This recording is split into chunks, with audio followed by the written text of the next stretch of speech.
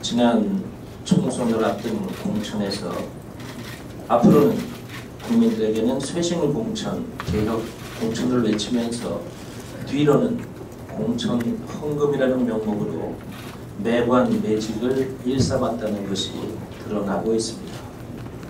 크게 놀랄 일은 아닐지도 모릅니다. 차떼기 대선 자금, 전남대 동봉투 사건에 맥을 잇는 세력으로서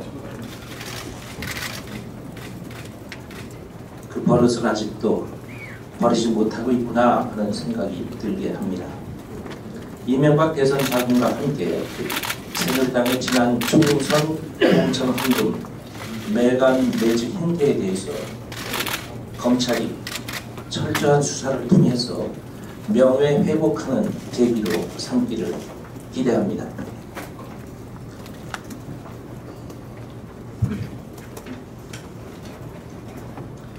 이 컨택터스 용어업체 폭력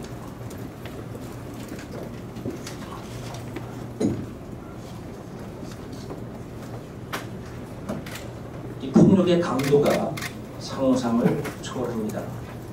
SJM과 반도사업장에 나입해서 노조원들에게 무차별한 폭력을 휘두른 사설 경비업체, 이 업체가 이명박 대선 후보와 2006년 박근혜 의원 경호를 맡았던 업체라는 의혹이 확산되고 있습니다. 이명박 정부 출범 이후에도 노사분규 사업장에 단골로 투입되면서 급성장한 업체입니다. 어제 우리 당의 조사단이 두 군데 현장을 다녀왔습니다. 이분들의 말씀 들으니까 참으로 끔찍합니다. 월요일에 있을 우리 최고위원회 현장을 다녀온 조사단의 보고를 받는 시간을 갖겠습니다.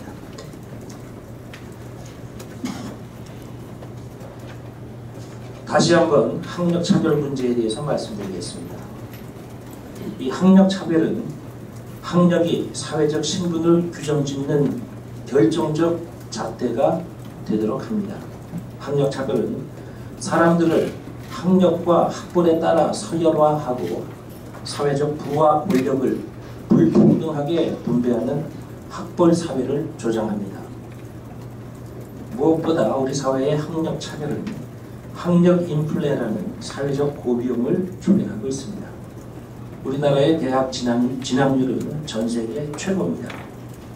고용과 임금에서의 학력차별이 사회 진출 연령을 높여서 사회 발전에 큰 걸림돌이 되고 있습니다. 교육 황폐화, 망곡적인 사교육 폐해, 이것들의 주범이 학력차별에 있다, 이렇게 생각합니다. 우리나라 청소년들의 자살률이 세계 1위라는 것에도 그 주 원인이 학력차별에 있다고 많은 사람들이 생각합니다. 학력차별은 왜곡된 부동산 시장, 지역 불균형 발전에도 주요 요인으로 작용하고 있습니다.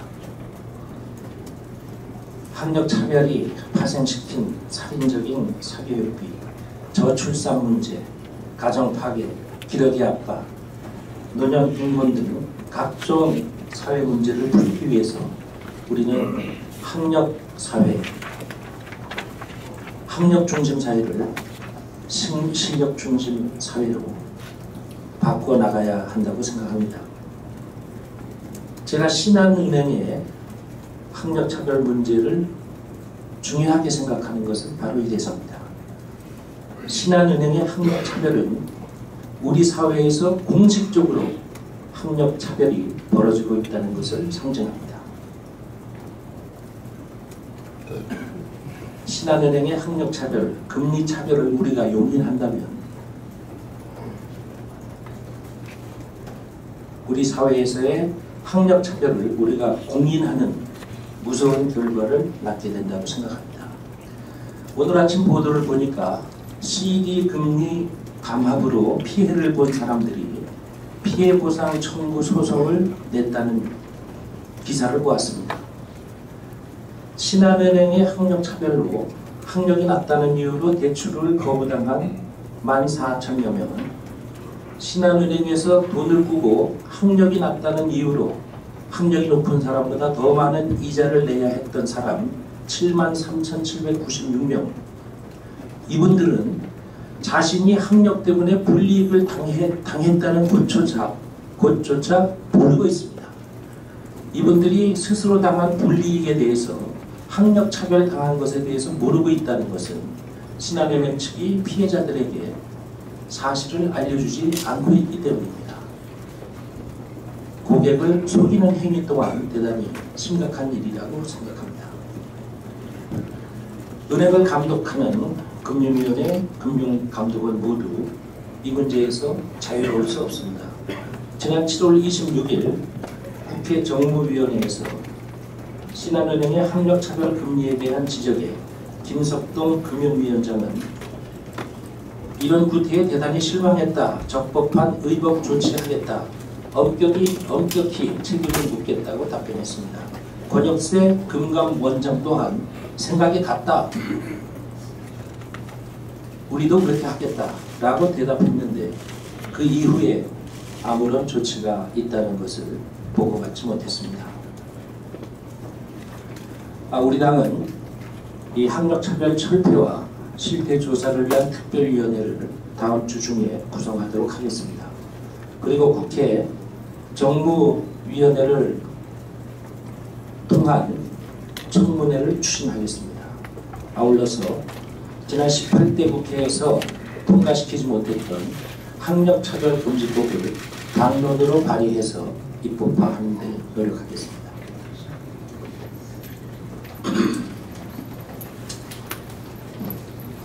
순서가 바뀌었네요. 이거 제일 먼저 했어야 되는데 이 뜨거운 삼복더위가 올림픽 열기 속에서도 우리 당의 대선 예비 주자들 열심히 전국을 누비고 있습니다. 이제 8월 23일 제주 모바일 투표를 시작으로 해서 9월 16일까지 전국 순회 경선에 드라마가 있습니다. 많은 국민들의 주목을 끌지 못하고 있는 것이 대단히 안타깝습니다만 우리 모두가 이분들을 응원하고 격려하고 국민들의 관심을 모을 수 있도록 노력해야 되겠다 하는 말씀을 드립니다. 올림픽 얘기 조금 전에 하셨는데요. 대한체육회장 문제 한 말씀 안 할 수가 없습니다.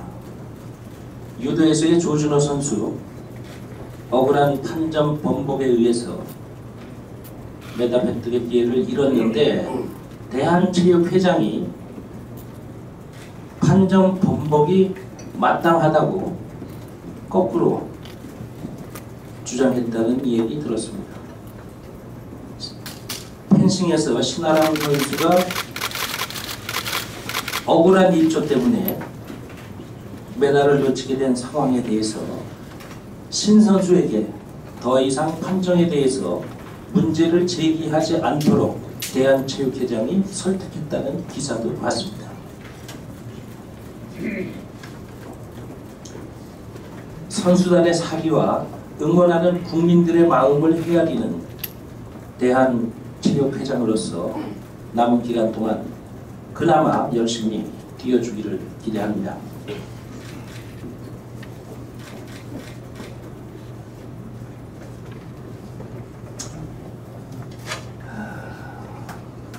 강금원 창신섬유 회장이 어제 별세하셨습니다. 고인은 개인적 이해를 넘어서서 지역주의 정치의 극복과 서민 중심 정치의 실현을 위해서 부단히 정치적 후원을 해주셨습니다. 고인은 사심 없는 정치적 후원이 어떤 것인지, 진정한 정치적 동지가 어떤 것인지를 우리에게 보여주셨습니다. 삼가 고인의 명복을 빌립니다. 이상입니다. 네, 다음은 추미애 최고위원의 모두 발언이 있겠습니다.